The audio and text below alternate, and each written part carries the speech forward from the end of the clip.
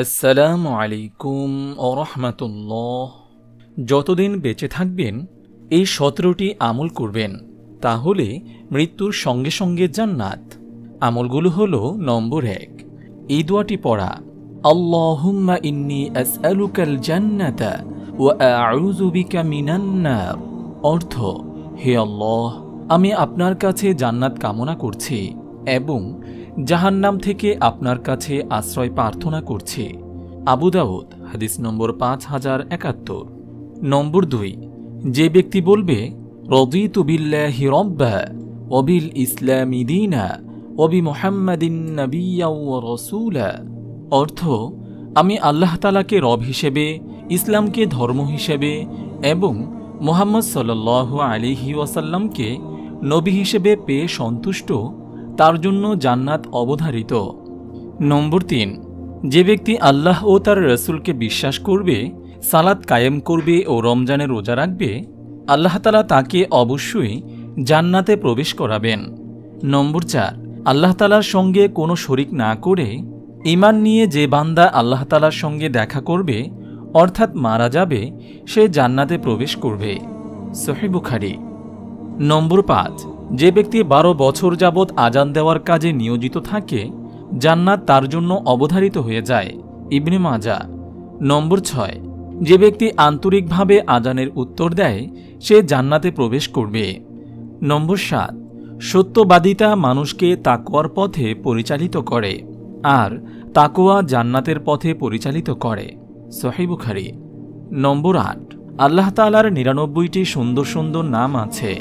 যে ব্যক্তি এই নামগুলো পরিপূর্ণ বিশ্বাস স্থাপন করে তদানুযায়ী আমল করবে, সে জান্নাতে প্রবেশ করবে।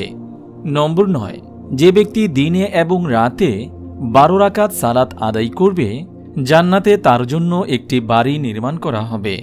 নম্বর 10, যে উত্তমরূপে ওযু করল, অতঃপর খুশু খুজুর সঙ্গে 2 রাকাত অর্থাৎ তাহিয়াতুল ওযু সালাত আদায় করল, জান্নাত তার জন্য আবশ্যক হয়ে যায়।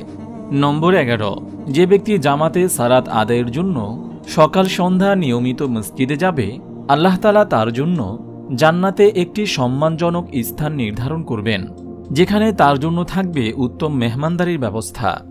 নম্বর 12, অহংকার মুক্ত, চুরি মুক্ত ও ঋণমুক্ত অবস্থায় যে ব্যক্তি দুনিয়া থেকে বিদায় নেবে, সে জান্নাতে প্রবেশ করবে। নম্বর 13, রাসূল সাল্লাল্লাহু আলাইহি ওয়াসাল্লাম বলেন, যে ব্যক্তি 2 চোয়ালের মধ্যবর্তী জিনিস অর্থাৎ জিহ্বা আর 2 রানের মধ্যবর্তী জিনিস অর্থাৎ গুপ্তাঙ্গ হেফাজত করবে, আমি তার জন্য জান্নাতের জিম্মাদারি গ্রহণ করব। নম্বর 14, রাসূল সাল্লাল্লাহু আলাইহি ওয়াসাল্লাম বলেন, আমি দেখলাম এক ব্যক্তি রাস্তায় পড়ে থাকা একটি গাছ অপসারণের জন্য জান্নাতে আনন্দে ঘুরে বেড়াচ্ছে। যে গাছটি রাস্তায় পড়ে থাকার কারণে মানুষের চলাচলে কষ্ট হচ্ছিল।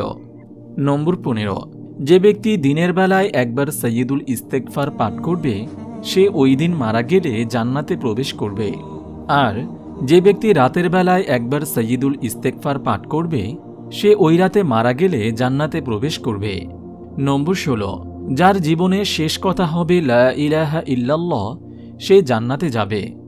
নম্বর 17, রাসূল সাল্লাল্লাহু আলাইহি ওয়াসাল্লাম বলেন, তোমরা সালামের প্রসার ঘটাও, ক্ষুধার্তকে খাওয়াও, রাতের বেলায় মানুষ ঘুমন্ত থাকা অবস্থায় সালাতে দাঁড়িয়ে যাও, তাহলে তোমরা নিরাপদে জান্নাতে প্রবেশ করতে পারবে।